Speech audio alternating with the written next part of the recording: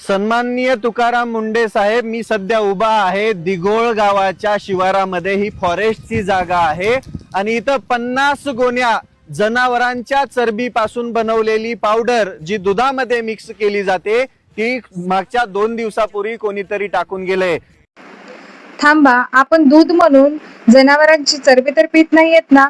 नमस्कार मित्रांनो, सध्या सोशल मीडियावर एक अतिशय खळबळजनक व्हिडिओ वेगाने व्हायरल होत आहे, जो आपल्या आणि आपल्या मुलाबाळांच्या आरोग्याशी थेट संबंधित आहे। हा व्हिडिओ रात्रंदिवस शेतकऱ्यांसाठी झटणाऱ्या आपले रविराज दादा साबळे यांनी समोर आणला आहे, ज्यामध्ये त्यांनी थेट आदरणीय IAS अधिकारी तुकाराम मुंडे साहेबांना उद्देशून दुधातील एका अत्यंत भयंकर भेसळीचा पर्दाफाश केला आहे। रविराज दादा साबळे यांनी त्यांच्या काही सहकाऱ्यांसह, ज्यामध्ये मच्छिंद्र गीते साहेब आणि त्यांचे मित्र सामील आहेत, एका गावाच्या शिवारातील फॉरेस्टच्या म्हणजेच वन विभागाच्या जागेवर जाऊन थेट ऑन कॅमेरा पुरावा दाखवला आहे। तिथे जनावरांच्या चरबीपासून बनलेल्या पावडरच्या तब्बल 50 गोण्या बेवारसपणे टाकून दिलेल्या आढळल्या आहेत।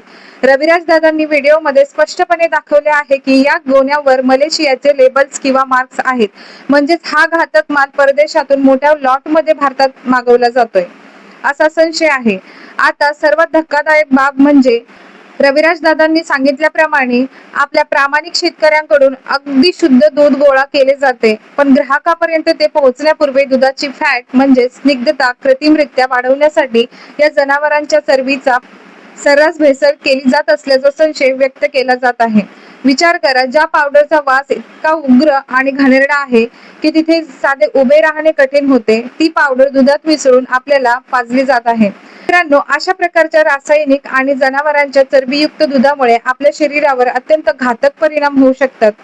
वैद्यकीय तज्ञांच्या मते अशा भेसळयुक्त पदार्थाच्या नियमित सेवनामुळे पोटाचे तीव्र विकार, यकृत म्हणजेच लिव्हर खराब होणे आणि शरीरातील अंतर्गत अवयवांना गंभीर इजा पोहोचण्याचा मोठा धोका असतो। हे दूध थेट आपल्या लहान मुलांच्या पोटात जाते, त्यामुळे हा प्रकार म्हणजे सरळ सरळ लोकांच्या आयुष्याशी चाललेला खेळ आहे।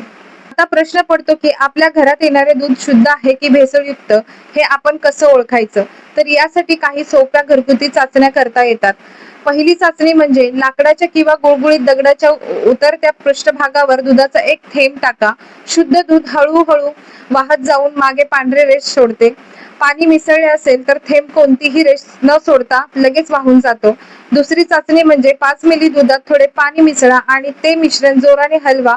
जर त्यावर दाट फेस तयार झाला आणि तो तसाच राहिला तर दुधात डिटर्जंट किंवा केमिकल मिक्स असण्याची शक्यता असते। तिसरी चाचणी म्हणजे दुधात थोडे आयोडीनचे थेंब टाका। जर दुधाचा रंग निळा झाला तर समजून जावे की दुधात स्टार्च किंवा बाहेरील पावडर मिक्स केली आहे।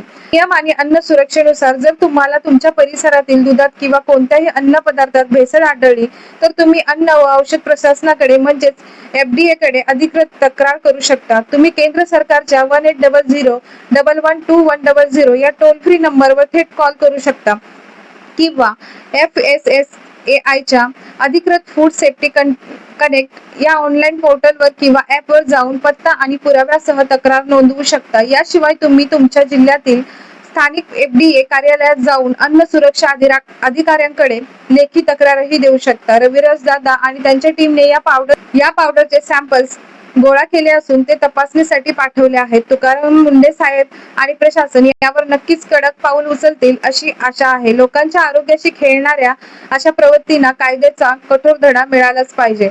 रविराज दादांनी आणलेल्या या पुराव्यावर आणि या गंभीर प्रकरणावर तुमचे काय मत आहे, मला खाली कमेंट्स मध्ये नक्की सांगा। अशाच महत्त्वाच्या अपडेटसाठी आपल्या अपडेट विथ रेवा या चॅनलला नक्की सबस्क्राईब करा आणि हा व्हिडिओ जास्तीत जास्त शेअर करा।